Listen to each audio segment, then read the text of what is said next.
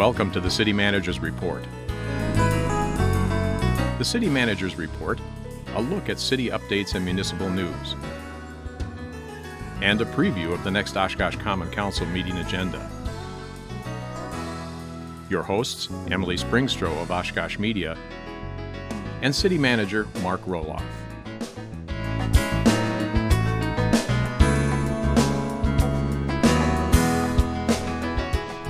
Hello everyone, and thank you for joining us on your City Manager's Report right here on GovTV.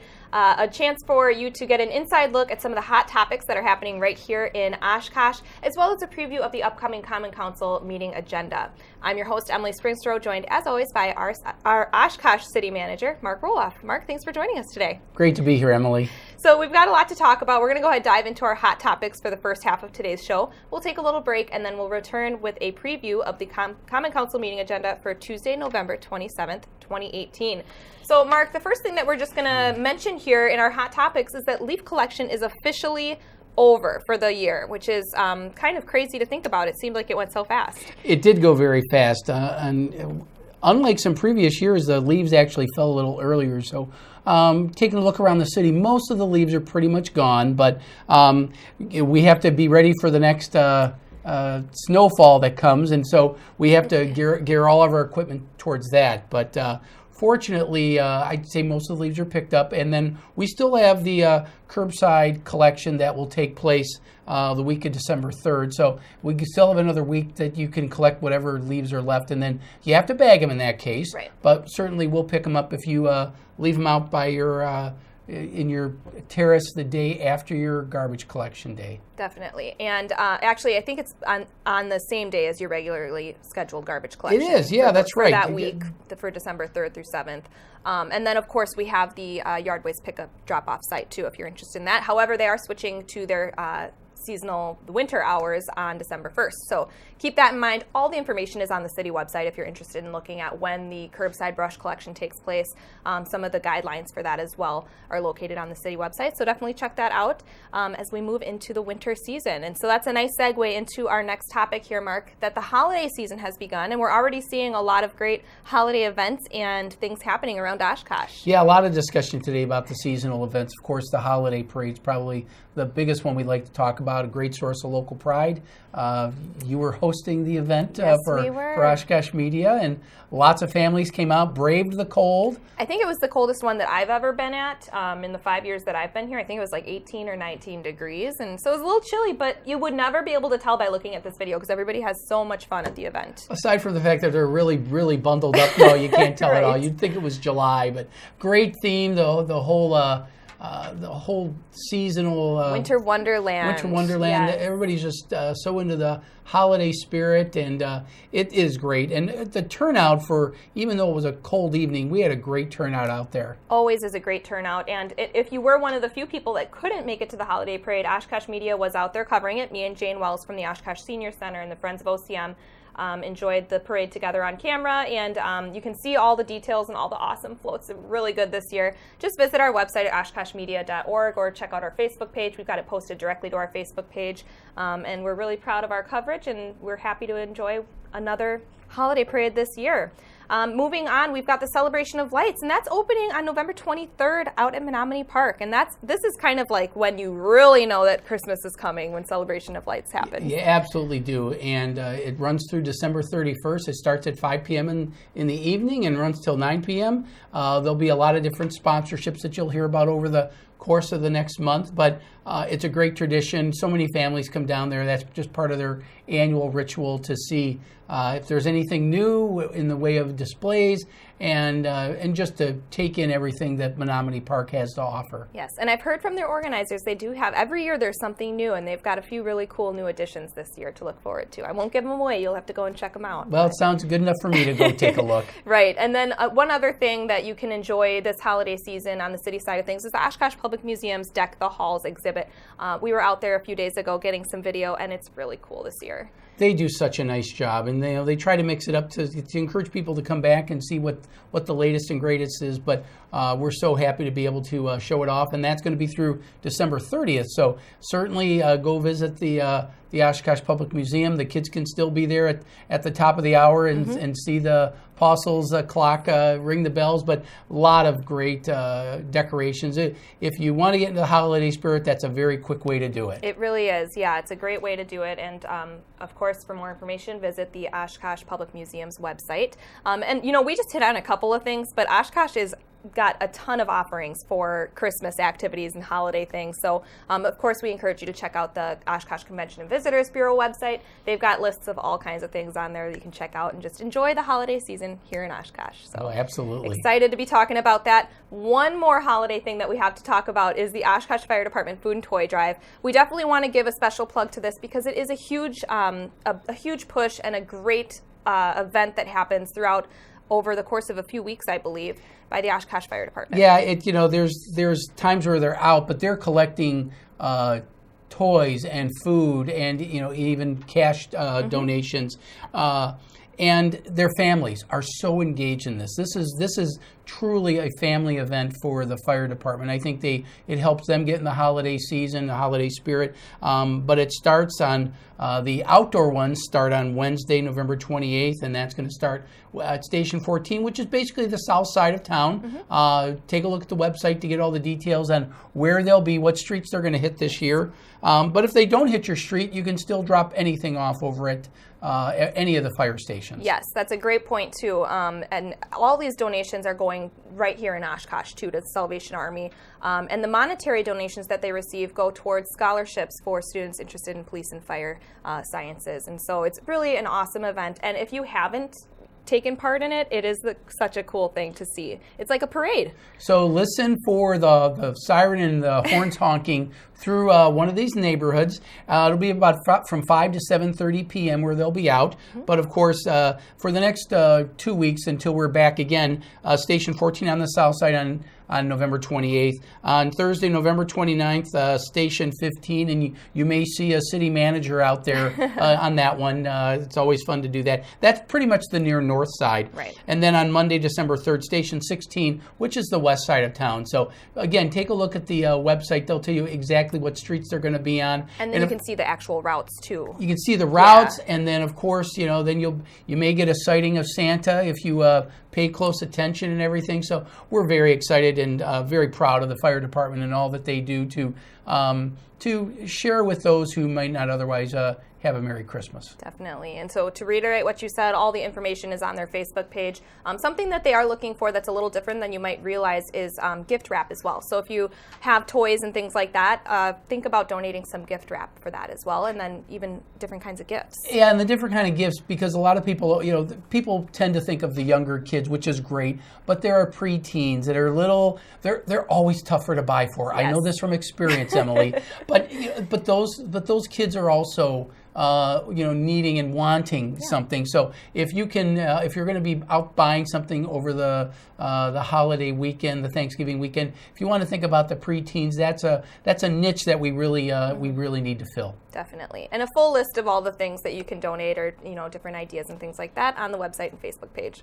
So moving on, outside of the fun holiday updates and things like that, another pretty fun update for today is the Washington Avenue construction. What's the status, Mark? Well, I'm glad to say that this isn't going to be our question, Mark, because we've had that question for the last 6 months. But very happy to report that Washington Avenue is now open.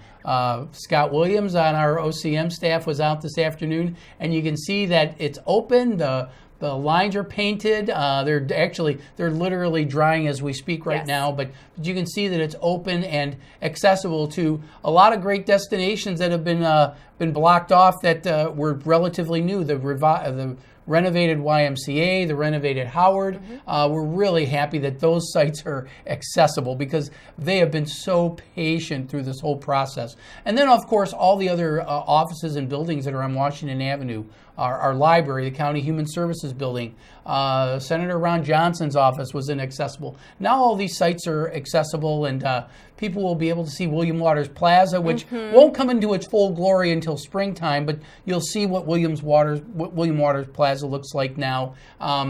It's going to be so nice. I know so many people on East Washington were saying, when are you going to get that open? Well, I always say by Thanksgiving, and Fortunately, we've made it. We made it. Just under the wire, but we got it done. And it was well worth the wait. I think it's really going to be much more convenient to get around down there, and we're really excited to finally utilize that new street.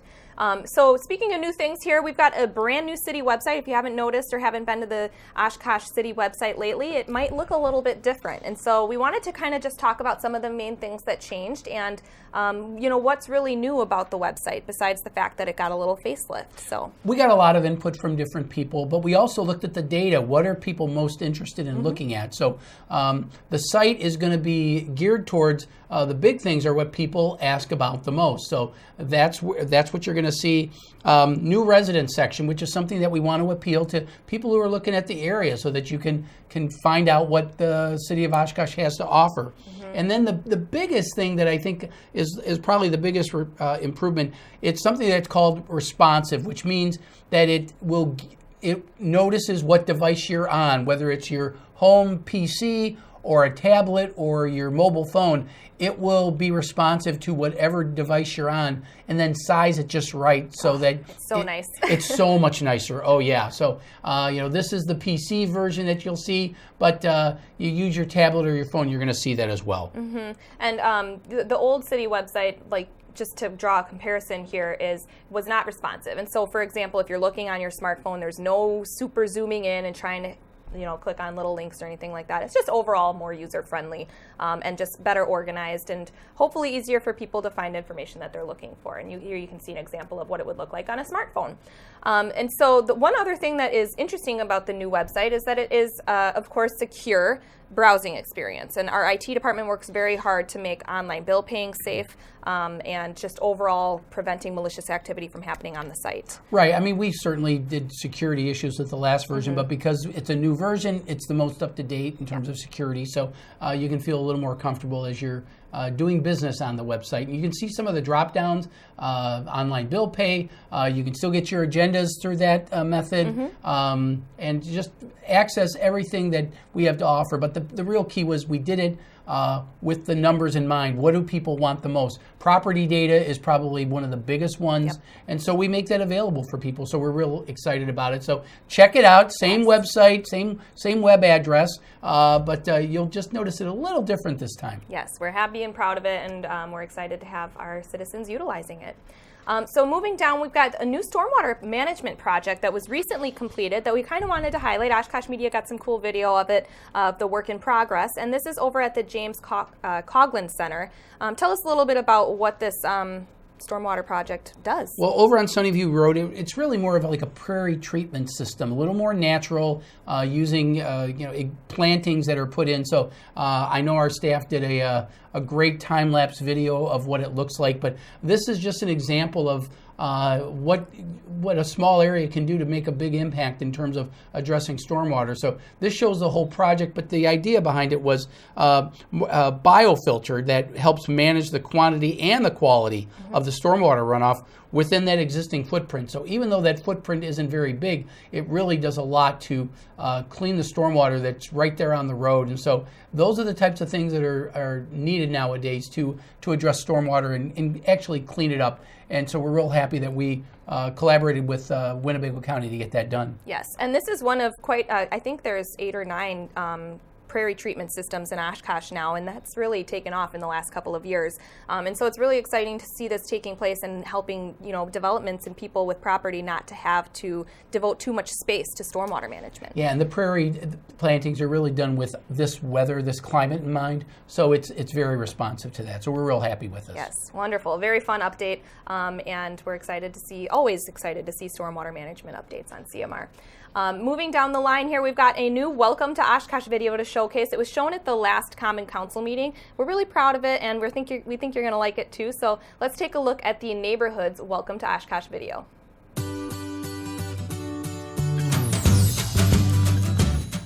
Oshkosh, Wisconsin is a welcoming community, and its residents value building relationships with one another. Oshkosh is committed to strengthening and supporting neighborhoods through a variety of resources and programs available to recognized neighborhood associations, such as the One Oshkosh Initiative and Greater Oshkosh Healthy Neighborhoods Incorporated. The Oshkosh Healthy Neighborhood Alliance focuses on building awareness of the benefits of neighborhoods. Connecting with neighbors is an important part of creating a strong culture of neighborhoods. The police and fire departments are active in Oshkosh neighborhoods, giving residents the comfort and tools to increase the safety of their neighborhood. City staff works hard to provide the tools necessary to maintain and improve parks, landmarks, and other projects in neighborhoods. Through the creation and support of neighborhoods, Oshkosh works together to ensure fun, engaging, inclusive, and safe places for families of all ages and walks of life to call home.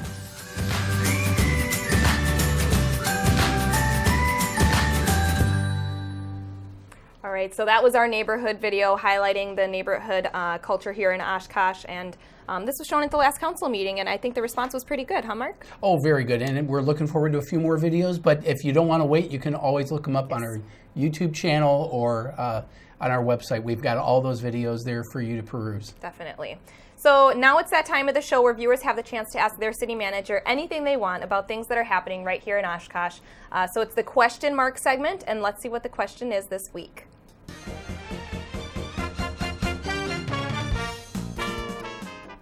All right, Mark, the question is, when will the City Hall elevator be done? Great question. Well, that must have been somebody who's been here in the last week because the elevator's only been closed a week. But the elevator project is to rehab an elevator that hasn't been really probably looked at since this was Oshkosh High School in the 60s. So a while. So it's been a long while, but we refer to this as the big ice shanty that's right in front of the entrance, inside the entrance to City Hall, that's blocking off the elevator. So it's due to be done by the first of the year, by January 1st or 2nd. So hopefully this will all be done by then, but it's going to be out of service until January 2nd.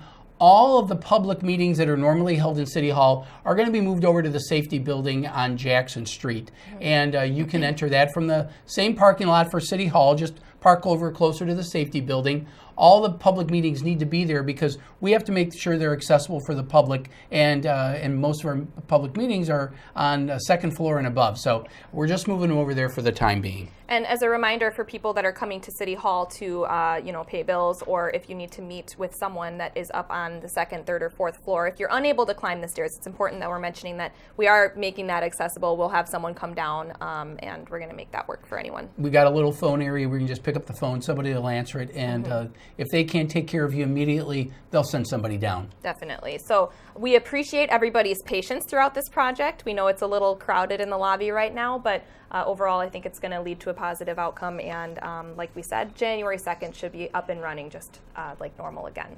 So great question. Thank you to the person who sent that in, and if you'd like to send a question to Mark, send it to us on Twitter, post it on the Oshkosh Media Facebook page, or email it to us, and he will answer it on the next episode of City Manager's Report. So with that, we're going to take a quick break. When we come back, we'll go ahead and take a look at the Common Council meeting agenda highlights for November 27th. We'll be right back on City Manager's Report.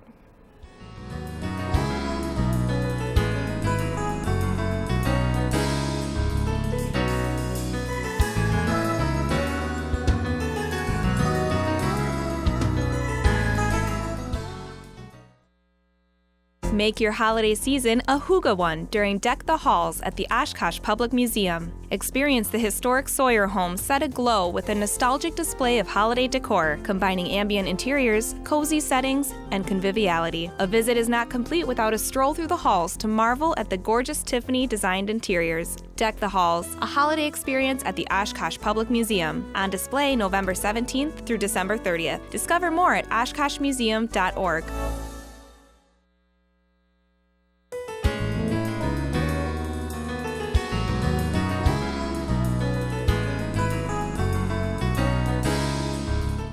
Welcome back to City Manager's Report. Thanks again for joining us. Now it's that time of the show where we're going to go ahead and take a look at some of the highlights of the upcoming Common Council meeting agenda for Tuesday, November 27th, 2018. And then, Mark, before we get into it, we want to just remind people where this meeting is going to be taking place since the elevator project is in progress. Yeah, it's going to be held over at the Public Safety Building at 420 Jackson Street. You can park in the same parking lot that you normally do for City Hall. Just park a little closer to the safety building.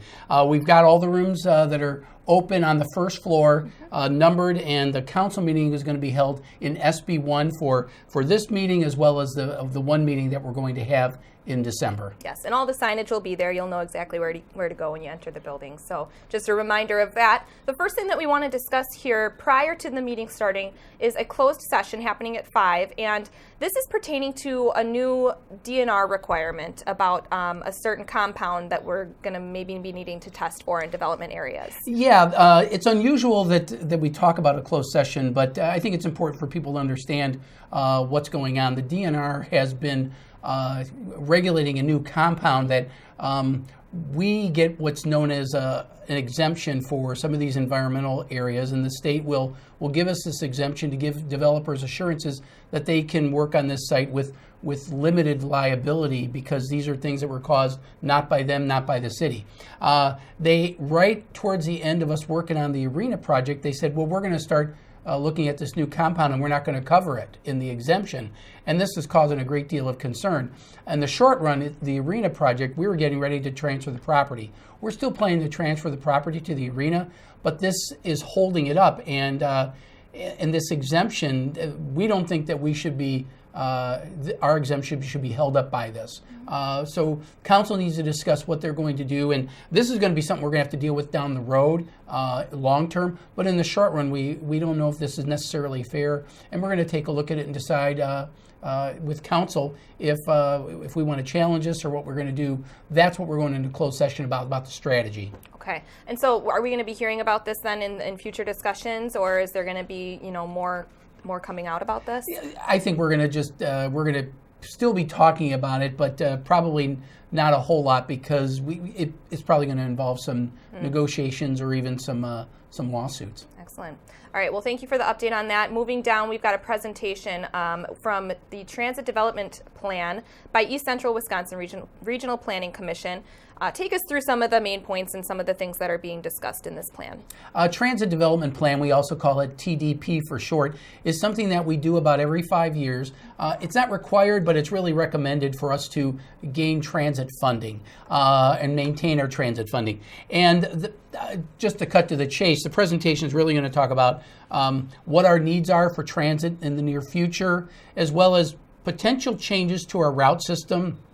Probably not a lot, but a few little tweaks here and there, and then reviewing fares. And it's very likely that we're going to be doing a fare increase in 2019. We haven't done a fare increase since 2008, so it's not like it's well overdue, and we're probably only looking at about a 50-cent increase from $1 to $1.50. We're still the lowest fare in the state with all the big bus systems, so we don't think it's that big a deal, but obviously for some people's pocketbooks it will be significant, so we aren't going to take that lightly. Excellent. So we're looking at that presentation, looking for a lot of great information and updates on that from East Central. Moving down the agenda, we've got the approval of the 2019 across-the-board market increase for non-represented employees. And now this is in response to the budget being approved and in relation to that. Yeah, now that the budget's been approved, the council will authorize a wage increase. And, we have to keep up with the market to stay competitive. It's a lot different market than it was, say, 10 years ago. We still have collective bargaining agreements with police and fire units in transit, but it's everybody else, and we have to make a market adjustment for those folks. And so that's what the purpose of this is. We're recommending a 2.5% increase, which is pretty comparable to what we're seeing elsewhere in the market. So we feel this is both fair as well as market appropriate. Wonderful. And then the one right after that we want to talk about is the approval for charges for extraordinary services for special events for 2019. What's changing with this? This has kind of been always an ongoing topic with special events. I think we've got our formula down pretty well now, so in that regard, I think it's good. There are some adjustments, and actually in some cases, for example, some classifications within the police department, the rates are actually going down because as we hire new people, they tend to get hired at the bottom of the salary range, so it's actually going down in some cases.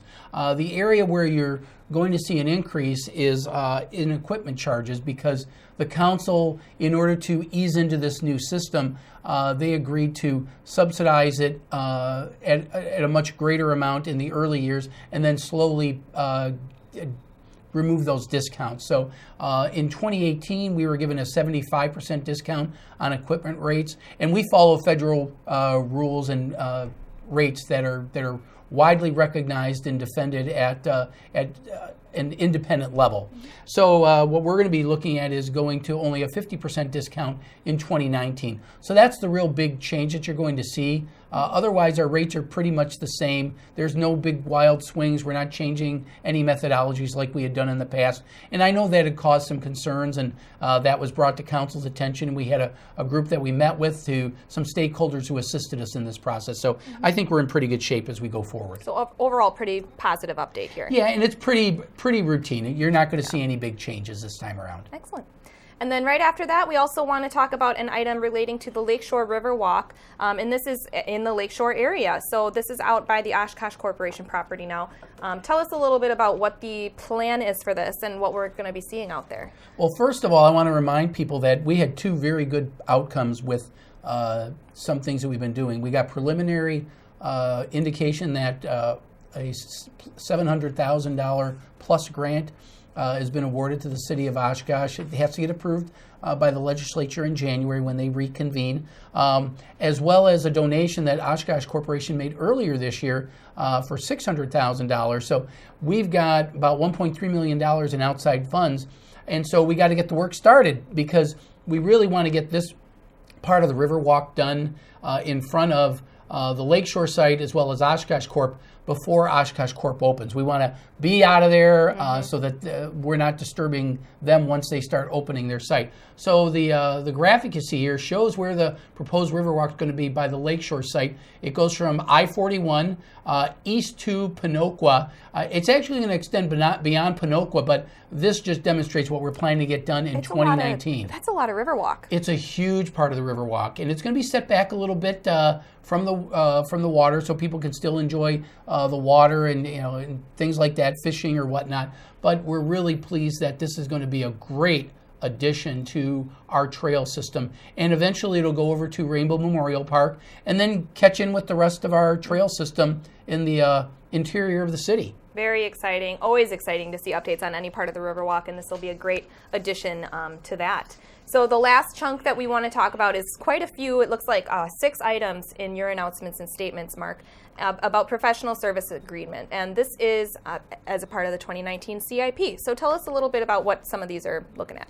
Our Capital Improvement Program, or CIP, it was approved by the council at our previous meeting. So now we need to get the wheels in motion to get a lot of work done. A lot of preliminary work, and then we want to make sure that we're ready throughout the course of these projects so that if something comes up that we're ready to do that. Additionally, any development projects that can take place over the course of the year, we want to be ready for. So these are outside services that go beyond either the expertise of our existing staff or is just volume-wise is too much for our staff. So a lot of wetland delineations to determine wetland areas for different city projects. Stormwater review for private development as well as our projects. We've got our landfill, our old quarries over there on the south side we need to monitor, as well as some other projects that we need to just keep track of over the course of the year. So we have a series of these that require me to report them to council. We've already engaged these firms. They're already starting the work now that the CIP was approved, but now we're moving ahead for 2019 and we're going to hit it running. There's going to be a lot happening in 2019. I can already tell just by looking at this list. So. Oh, yeah, absolutely. So, but it's going to be exciting, and we're looking forward to getting all this work done for the residents. Wonderful. Well, thanks for the update on that, and that is going to close out our preview of the Common Council meeting agenda for November 27th. So, Mark, I'd like to thank you for joining us today on City Manager's Report. Always a pleasure. Once again, the Common Council meeting is this Tuesday, November 27th at 6 p.m. You can watch it live on GovTV and on our website at oshkoshmedia.org, or you can listen to it on 101.9 Oshkosh FM, which is also online and on the TuneIn Radio app for mobile devices. Make sure you like us on Facebook or follow us on Twitter for all of the community and government programming and updates your heart desires, or check out our YouTube channel for meeting and replays and past episodes of some of our programs. Don't forget, if you have a question for Mark, you can send it to us on Facebook or Twitter, or go ahead and email it to us and he'll answer it on the next episode of CMR. So with that, we'd like to thank you once again for joining us on City Manager's Report, and we'll see you next time.